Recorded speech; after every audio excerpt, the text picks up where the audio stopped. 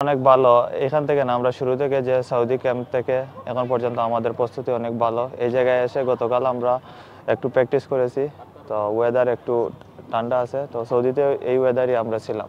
So আমাদের জন্য এটা প্রবলেম হচ্ছে না। এটা এনজয় না, এটা আমাদের জন্য অনেক ডিস্টার্বিং। তো আমাদের সাপোজ টু ট্রেনিং করার কথা ছিল 5:30টায়। তো আমরা 4:30টার দিকে আমাদের মিটিং ছিল, অলরেডি আমরা রেডি হয়ে বের হয়েছিলাম। পরে কোচ আমাদের বললে ট্রেনিং আমাদের 7:30টায়। সো এটা আমাদের একটু প্রবলেম হচ্ছে প্লেয়ারদের, কারণ আমাদের যে প্রিপারেশন টাইমে প্র্যাকটিসে যাওয়ার কথা ওই টাইমে আমরা যেতে পারছি না।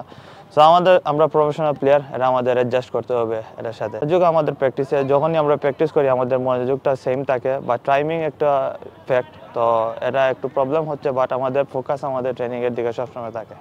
এটা অবশ্যই আমাদের জন্য এটা ভালো না, বাট আমাদের ঘাসের মাঠে ট্রেনিং করলে ভালো হতো। আর আমরা জানি এরকম প্রবলেম ফেস করবো আমরা এই জায়গায় এসে। সো আমাদের মেন্টালি এভাবে আমরা প্রিপেয়ার্ড হয়ে আছি, তো আমাদের জন্য এটা সমস্যা না।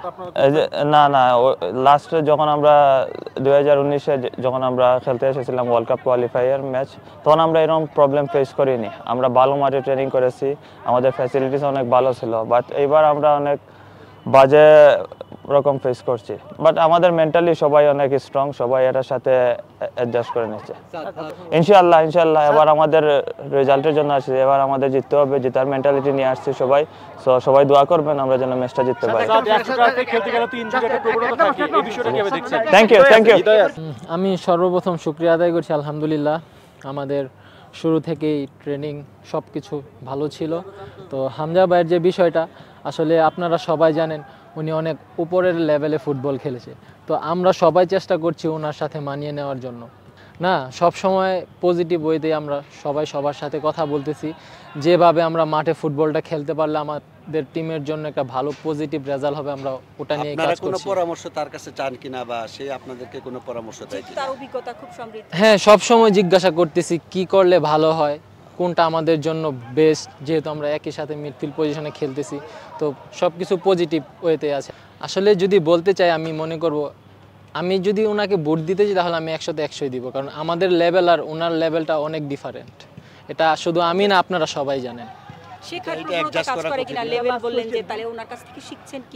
অবশ্যই প্রতিটা মুহূর্তে অনেক কিছু শেখার আছে, একদম ফুটবলের ভিতর থেকে শুরু করে আউটসাইডেও পর্যন্ত।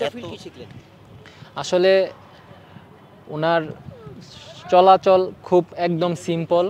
আসলে আমরা মানিয়ে নেওয়ার জন্য এটা খুব একদম এনজয় করছি আর কি।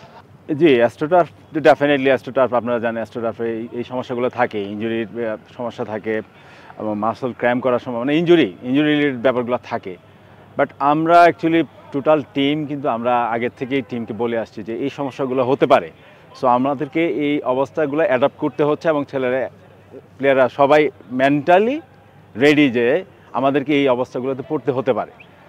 বাট হ্যাঁ, আপনারা যেটা বলছেন যে অ্যাস্ট্রোটার্ফে অ্যাকচুয়ালি আপনি ন্যাচারাল গ্রাসে যে আপনি প্র্যাকটিস করা উচিত আমাদের, সেটা আমরা পাচ্ছি না। এটা একটা ঘাটতি আমাদের তরফ থেকে। তারপর আমরা এটা ঘাটতি দেখবো না, আমরা জানি এটা ওদের স্ট্র্যাটেজি, বাট আমরা এই স্ট্র্যাটেজিকে মোকাবেলা করার জন্য আমাদের প্র্যাকটিস করতে হবে।